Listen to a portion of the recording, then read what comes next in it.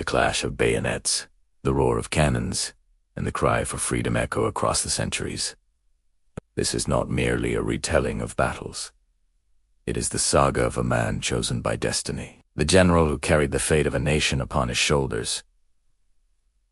George Washington. For 40 electrifying seconds, imagine the raw desperation of an army without shoes, an army starving, bleeding, yet refusing to yield. Imagine a man, tall and resolute, who rides into the storm not because victory is certain, but because liberty demands sacrifice. Washington's career as a general was not defined by flawless triumphs, but by his relentless and his unshakable will, and his profound belief that Providence had called him to lead a new people into existence. This is the epic tale of his greatest battles, the struggles that tested his spirit and forged the United States of America. Washington's military journey began before the Revolution, in the rugged landscapes of the French and Indian War. It was here that he learned the brutality of combat, the sting of defeat, and the art of perseverance. David Hackett Fischer, in Washington's Crossing, observes that Washington's brilliance lay not in being an unmatched strategist, but in his resilience,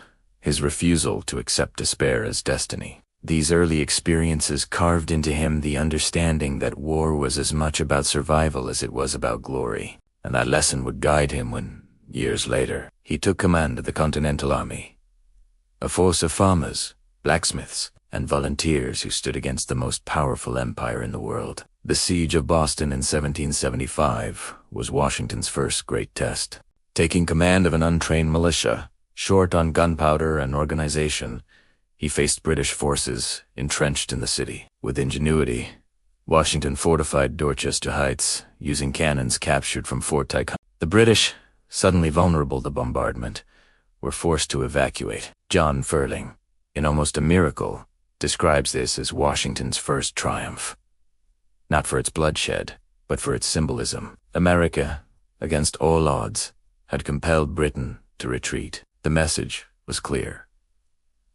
The fight for liberty had begun, and Washington was its chosen commander. But the Revolution would not grant him easy victories. In the summer of 1776, the New York campaign delivered Washington one of his darkest trials. At the Battle of Long Island, his army was outmaneuvered and soundly defeated. Manhattan fell, and Washington was forced into desperate retreats across New Jersey. Yet it was here, in the shadow of failure, that his genius emerged. Rather than risk annihilation, Washington preserved his army, knowing that as long as his men endured, the revolution lived on. Joseph Ellis, in his Excellency, George Washington, emphasizes that Washington's brilliance was not in chasing glory, but in ensuring survival. His understanding that endurance was itself a form of victory became the very heartbeat of the revolution. And then came Christmas night.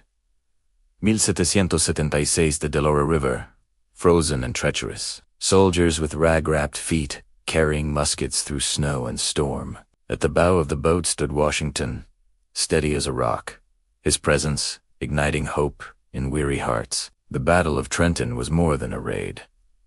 It was salvation. Washington's daring crossing and surprise attack on the Hessians stunned the world.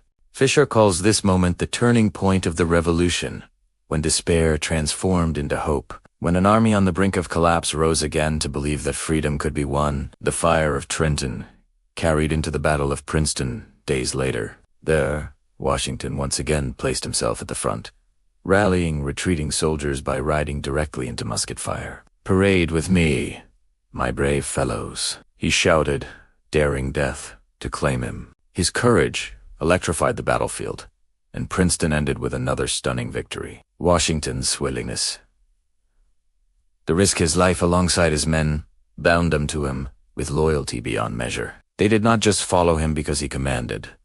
They followed him because he bled and risked, as they did. This is the spirit of liberty, the fire that forged a nation. If these moments stir your soul, then keep this torch alive. Hit the like button, subscribe, and share this story with others. Because just as Washington's men marched barefoot through snow to secure freedom, your support keeps this history burning bright for future generations. Stand with USA, part of this mission, to honor the sacrifices that gave birth to America. But Washington's struggles were far from over. In 1777, The Battle of Brandywine saw Washington attempt to defend Philadelphia against General Howe.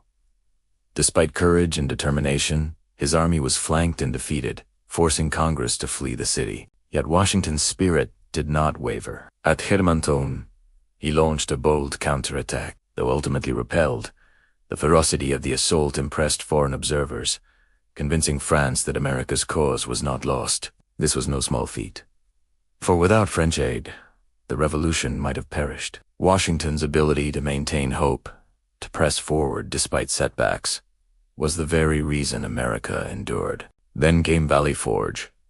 Winter of 1777 to 1778. Hunger, disease, and death stalked the camps. Men shivered without shoes, blood staining the snow. It was here that Washington's true greatness shone bright. He shared in the suffering, rode among his men, and embodied the endurance he demanded of them. Baron von Steuben's training turned the weary army into a disciplined force, and by the spring, the Continental Army emerged stronger than ever. Thomas Fleming, Washington's Secret War, describes Valley Forge as the crucible of the Revolution. Not a battle, but a victory of endurance, faith, and leadership. Washington's presence was the glue that held the army together when it could have collapsed. The Battle of Monmouth followed in 1778, where Washington faced the British in one of the war's fiercest clashes. When General Charles Lee faltered in command, Washington rode into the chaos, rallying his men and taking personal control. Under blistering heat, the Americans fought the British to a stalemate, a remarkable achievement that proved the Continental Army could match the world's most formidable military on open ground. And then, destiny called at Yorktown in 1781. With French allies at his side, Washington orchestrated the encirclement of Cornwallis. Cannon fire thundered as the dream of liberty drew near fulfillment. When Cornwallis surrendered, the war was all but won. Ellis writes that Washington's genius lay not simply in tactical brilliance, but in his capacity to inspire faith. Faith in his men, faith in the cause, and faith in a providence guiding the revolution to its conclusion. Washington's battles tell us something deeper than strategy or tactics. They tell us about the power of endurance, the value of sacrifice, and the destiny of a people called to freedom. He was more than a general. He was the living embodiment of America's struggle. Every retreat was a lesson. Every victory, a declaration. Every winter endured a testament to the spirit that built a nation. So let us never forget. Liberty was not given. It was earned in blood, sweat, and unyielding resolve. Washington's battles remain eternal reminders that freedom demands sacrifice, and that true leadership is found in those willing to suffer with their people for a cause greater than themselves. And now, my friends, the torch is passed to you. Keep this legacy alive. Share this story, subscribe to this channel, and stand with us in honoring the men who gave everything for liberty. Because as Washington's men once marched through snow and fire, today it is our duty to march with memory, with honor, and with gratitude for the freedom they secured. America's story is not finished. It lives on in you.